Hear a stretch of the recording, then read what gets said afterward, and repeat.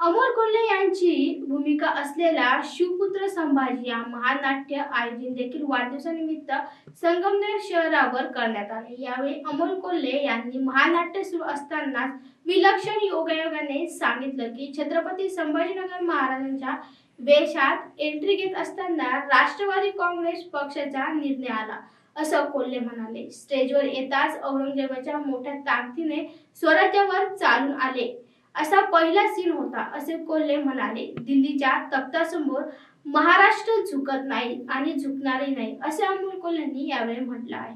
तुमचं सगळ्यांचं मनापासून अभिनंदन करतो, कारण माझ्यासारखा कोणती राजकीय पार्श्वभूमी नसलेला सर्वसामान्य मध्यमवर्गीय शेतकरी कुटुंबातला मुलगा जेव्हा समाजकारणात राजकारणात पाऊल ठेवतो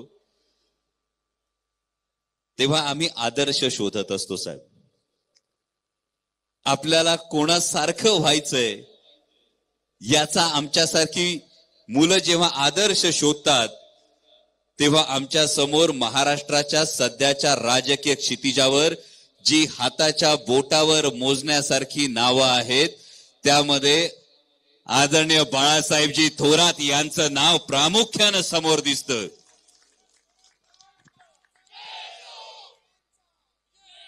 कारण 1, 2, 3 टर्म झाल्यानंतर लामटे साहेब एक टर्म झाली तर एक टर्म होताना सुद्धा माणसं म्हणतात माणूस माणसात राहिलाय का असंच जनरली म्हटलं जातं। पण जेव्हा आपण बाळासाहेब थोरात साहेबांकडे बघतो तेव्हा तब्बल 8 टर्म झाल्यानंतर सुद्धा सुसंस्कृतपणा काय असतो, एक शाश्वत विकास काय असतो आणि आपल्या मातीशी, आपल्या माणसांशी आणि आपल्या मातृभूमीशी जोडलेली नाळ काय असते याचं मूर्तिमंत उदाहरण म्हणजे नामदार बाळासाहेबजी थोरात।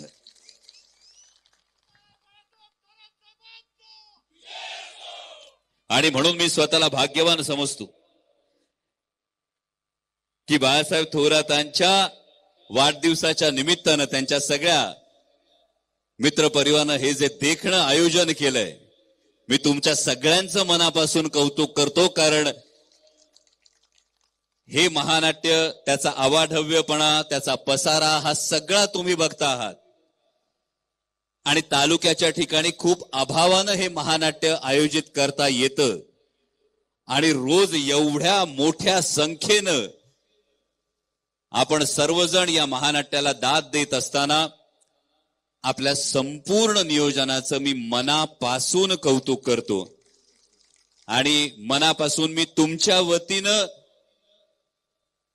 थोरात साहेबांचे आभार मानतो की हे महानाट्य का आयोजित करावं हे फार महत्वाचं आहे।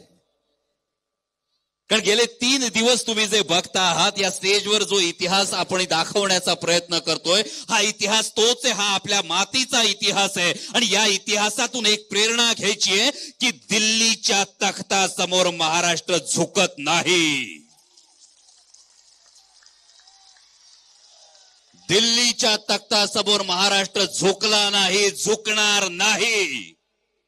म्हणजे कालही साहेब विलक्षण योगायोग बघा। काल सत्यजित दादा जेव्हा एंट्री घ्यायची होती, छत्रपती संभाजी महाराजांच्या वेशात एंट्री घ्यायची होती आणि विंगेत मला कोणी